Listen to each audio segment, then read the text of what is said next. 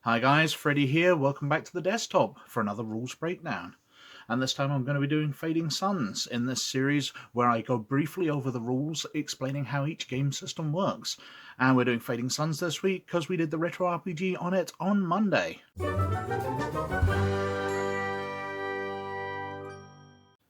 Skills in Fading Suns are done under a quite interesting system. If I turn to the relevant page, which I believe is page 69. Yep, page 69 in the rulebook, we get goal rolls and effects of success. And basically the system works with bonuses and penalties on a system of trait plus skill. So if we look up one of the NPCs at the back of the book, can we find somebody interesting?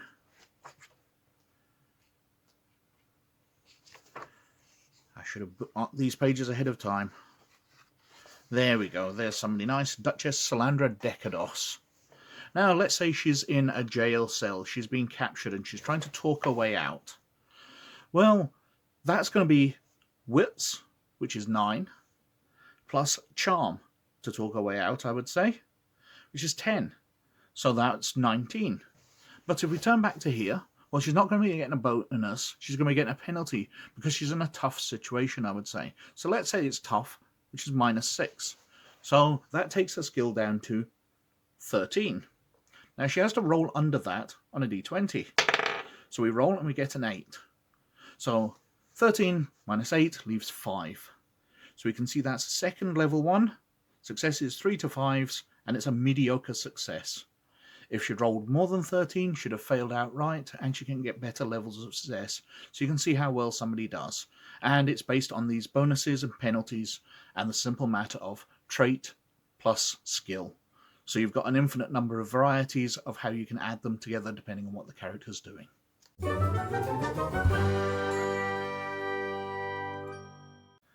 Initiative in Fading Suns is quite an interesting system because it's based on your skill level. It's not based on any initiative factor, a reflexes stat. It's based on what you are doing. So if you are pulling a gun on somebody who's driving away, it's going to be their driving skill against your gun skill. So whoever's got the higher level wins. So if the driver has a skill of 9 and the person with the gun has a skill of 8, then the driver goes first because they've got the higher skill. And initiative is as simple as that. Multiple actions, however, work a little bit different in that you get a penalty. So if you are taking 2 actions, you get a -4, and if you're attempting 3, you get a -6. Furthermore, the same action may not be performed multiple times in a turn. Character cannot swing a sword 3 times, but may swing a sword, dodge the return blow, and kick at his foe's kneecap, all at a -6 penalty.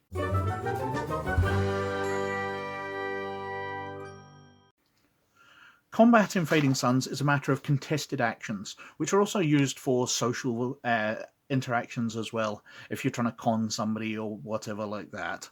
But combat, you'll be using combat skills. So if we use Duchess Salandra Decados once again, she is fighting a clone of herself, so we'll use the same stats twice.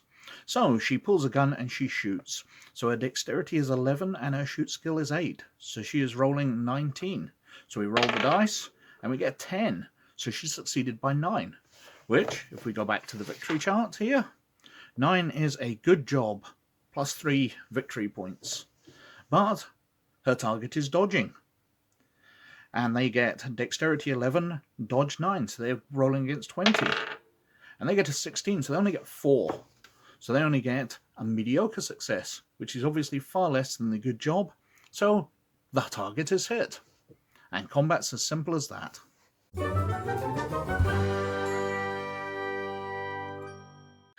Damage in Fading Suns is a little more complex. Based on the victories we already received, so we knew the attacker did a good job, so got +3, but the defender got a mediocre, so +1. Well, the 1 is taken away from the 3, so leaving us with +2. So they're getting +2 damage. Now, if we look up the weapons, which are through here, let's say they are using an assault rifle. There we go, an assault rifle, which does 7. and they've got +2 on that, so they're rolling 9 dice. So they're rolling 9d6. And basically, anything which comes up a 5 or a 6 is ignored. Anything which comes up a 1, 2, 3, or 4 is 1 point of damage. So they're rolling 9d6, and anything that comes up a 1, 2, 3, or 4 is a point of damage. Now, against the target, who then rolls their armor. So let's say they're shooting against a target who's wearing chainmail, and they get 8. So they have 8d6 to roll, and that counteracts by a 1, 2, 3, or 4 taking away 1 from the damage, and a 5 and a 6 being ignored. So your total successes to hit gives you a bonus to the weapon damage, and you roll that number of d6s, 1, 2, 3, or 4s to create damage points, and then armor chart, the armor defense, you roll that number of d6s to take away from the damage on the defender's point.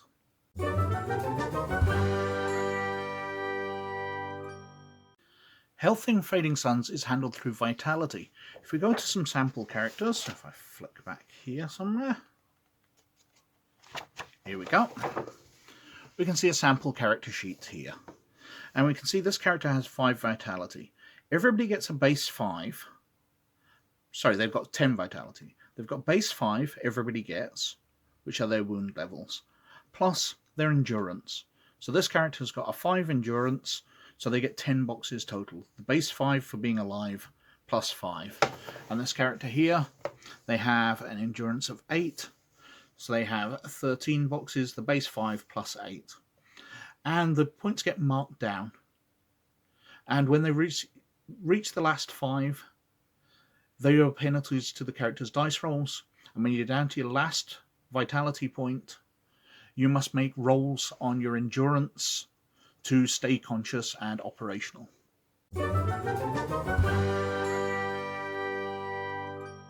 So, character advancement. If we turn to the experience section, which is page 136 and 137, if I remember right,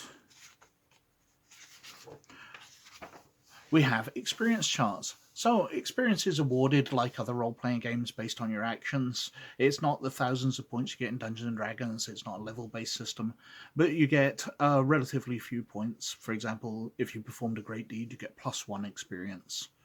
You get experience based on a failure or marginally successful game session, 1. Average game session, 2. Very successful or over and above goal session, 3.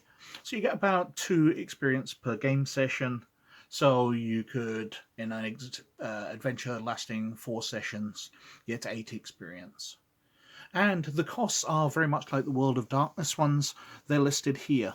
So for your characteristics, your basic stats, you pay 3 times the current rating. So if you've gone up one at 4, then you'll be paying 12 points to raise it to 5. Learning a new skill, so gaining a skill at level 1, costs you 2 experience points. Raising skills, 2 times its current level, so if you've got a skill at 8 and you want to increase it to 9, it would cost you 16 experience. Combat action and lore skills cost you 1.5 times their level, rounding up. Occult powers cost 2 times current level, and weird powers cost 2 times current level. And there's cybernetics and money in it, so you can buy technology and better equipment, but most of your advancements done through experience in Fading Suns.